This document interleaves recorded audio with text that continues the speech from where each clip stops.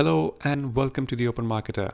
I'm Ansh and it's been a while that I have done anything on this channel, so thank you for your patience. It's so happened that I moved from Mumbai to Milan for my new job, and although I was able to create some YouTube shorts, I didn't have time to work on something more substantial. So here we are with our first marketing related video of the channel. And I wanted to start this first video at the right level, not with a tool or a dashboard or a marketing trend or even a case study. I wanted to start with something more basic: how brands are actually bought. Because one of the biggest mistakes in marketing is bad diagnosis.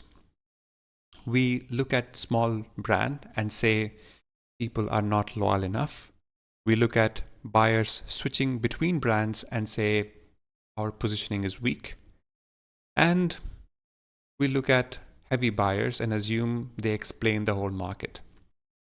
We look at competitors' larger buyer base and assume they must be doing something emotionally or strategically superior. But in many competitive categories, some of these things are not unusual at all. They are normal buying patterns. And that is why this video is about two important market patterns: Double Jeopardy and Duplication of Purchase. As part of this video, I'll do three things.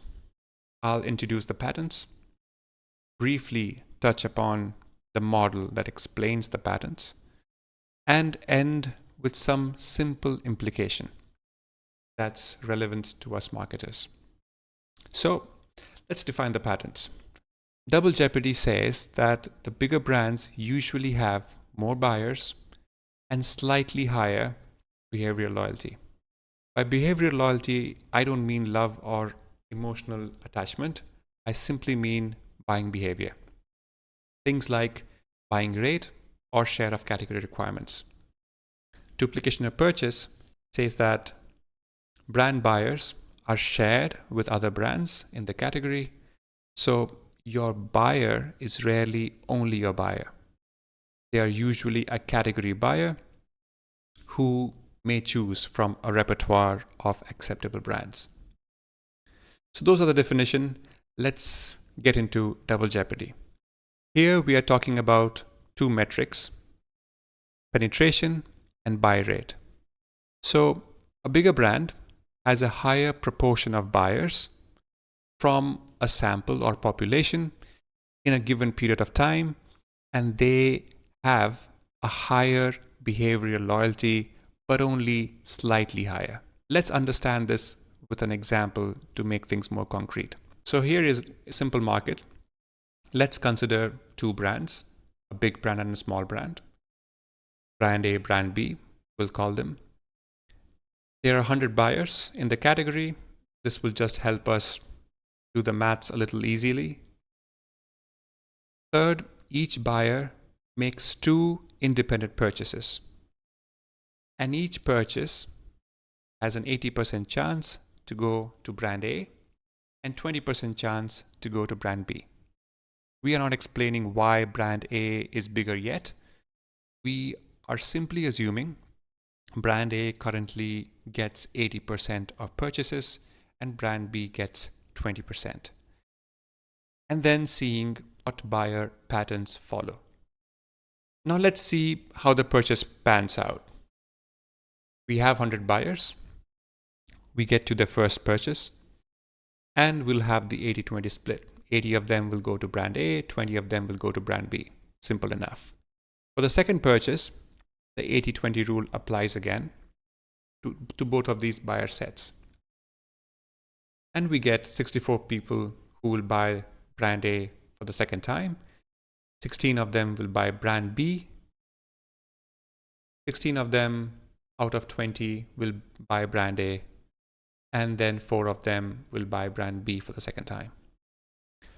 Now, if I were to see how many people ended up buying brand A at least once, I will take this 80 brand buyers here and add the 16 that we have here from the second set. Same way for brand B, We have the 20 and we have the 16 here. And this brings us to this simple table where we have brand A and brand B. The share of purchase is 80%, 20%, as we saw. And then we have the penetration. So 96 of the 100 bought brand A at least once, and 36 bought brand B at least once. And the final column you see here is the average purchase per buyer. So we had 160 purchases that went to brand A, made by 96 consumers. So 1.67 purchase per buyer, and we have 1.11 for brand B. So relatively speaking, brand A has many more buyers and slightly higher buyer rate. And that is the double jeopardy pattern. Now, for the duplication of purchase, using our simple market example, we see that there are 32 buyers who are shared between the two brands. Now, the shared base of buyers occupy a small percentage of the big brand, brand A, which has 96 buyers, so 33%, but a large percentage of the small brand buyer base, 89%. And this overlap asymmetry is what is duplication of purchase and how it affects small brands. Let's look at why do these patterns occur in the market. The model that helps explain these patterns is called the NBD-Dirichlet model. And there are two parts to this, the NBD part and the Dirichlet part. And here I am giving a very simplistic understanding of this model. So the NBD part, or the negative binomial distribution part, deals with the category purchase frequency.